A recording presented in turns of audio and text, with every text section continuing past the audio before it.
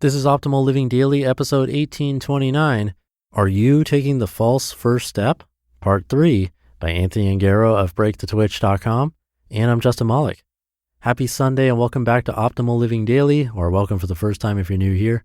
This is where I read to you like a big ongoing audiobook from many different authors, but today being a continuation from yesterday and the day before. So I recommend listening to those episodes first. But if you're all caught up, let's get right to the final part and continue optimizing your life.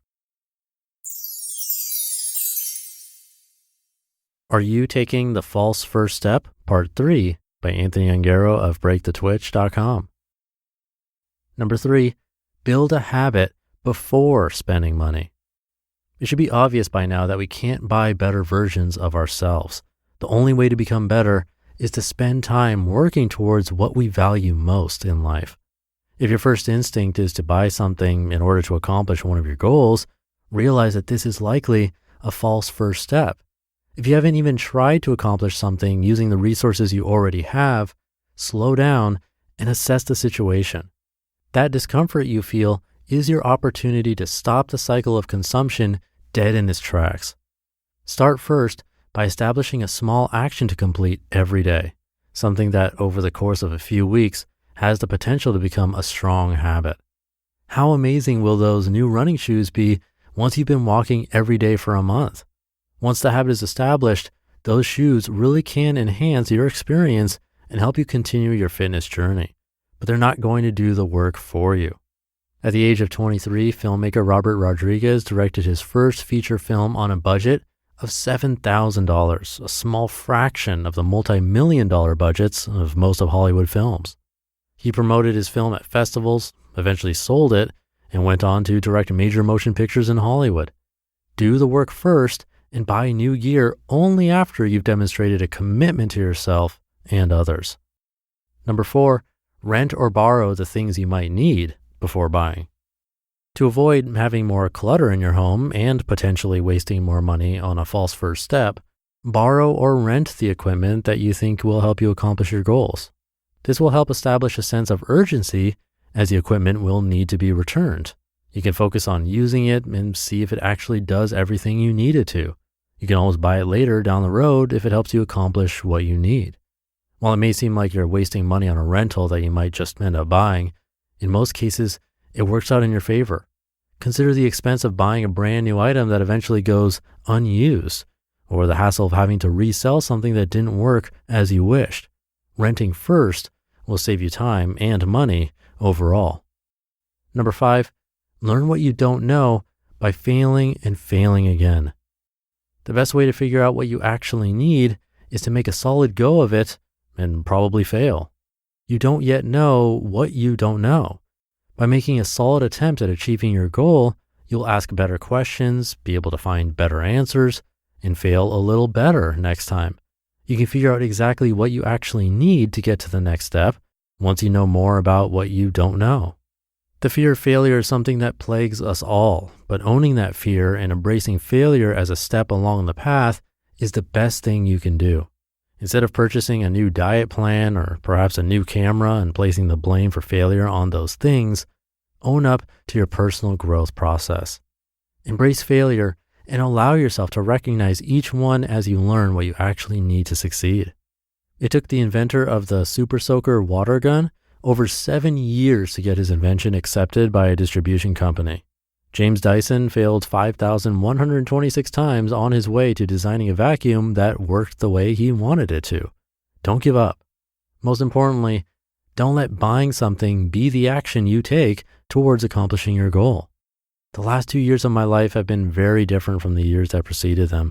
They've been more enjoyable, more fulfilling, and more aligned with my actual values than ever before.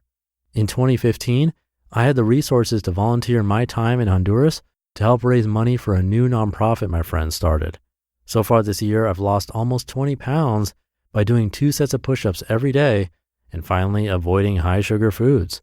No product has helped me do it. No tracker, no push-up accessories, or new gym shorts. The results simply came from aligning my actions with my actual values and desired outcome. But none of that change could happen until I identified the false first step in my life. I had been making it time and time again to the detriment of my marriage, our finances, and the path to a life of experiences that I truly wanted. I wasn't making the false first step knowingly. Instead, I was subconsciously pursuing things that made me feel as though I was making significant progress towards what I really cared about. Remember that once you spend money for a product, the advertiser's commitment to you is done. They've done the work to convince you to buy the thing, but the challenge is still yours to put that thing to work. Many times you'll find that you didn't actually need the thing at all. You just need yourself. I'm still not perfect at this. In fact, this very post has undergone a number of false first steps over the last year. It's one of my big ideas I wanted to share in an epic way.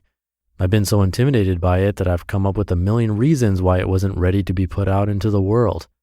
I convinced myself that I needed more data, more research to back up the idea and validate this feeling that I've had for so long.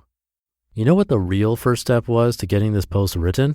It wasn't tweaking the outline for months. Definitely wasn't talking with countless friends about the idea and looking for validation from yet another person.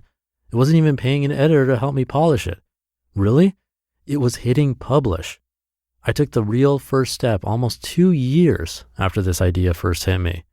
Hitting publish is the only action that matters because it's the only action that gets me the result I want.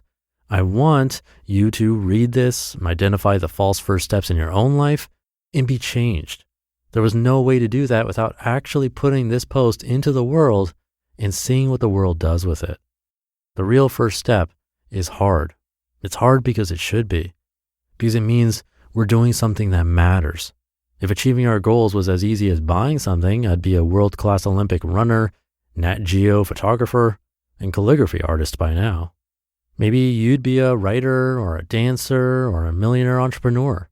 Whatever you aspire to, there are a million false steps to get there, but only one real way. Break the twitch.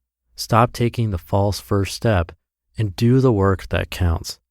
I invite you to join me on the journey toward becoming, rather than buying, better versions of ourselves. You just listened to part 3 of the post titled, "Are You Taking the False First Step?" by Anthony Ongaro of BreakTheTwitch.com. Thank you to Anthony. I'm sure we've all experienced this on some level at least, and he does a great job laying it all out there. I know I've been guilty of this myself, but when I think of my successes, it did follow his advice.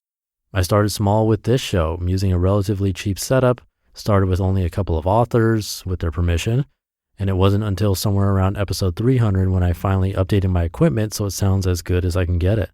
If you listen to something like episode 1 compared to now, it should sound a bit different to you, in a good way, now I hope. In 300 episodes, that's a lot, almost a year. The habit of doing all the work was built in at that point for sure, and I really hadn't started with much, so a great tip, definitely true for me.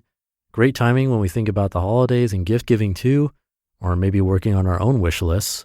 So hopefully it was helpful for you. But that should do it for today and this weekend. I'll be back tomorrow for Minimalist Monday.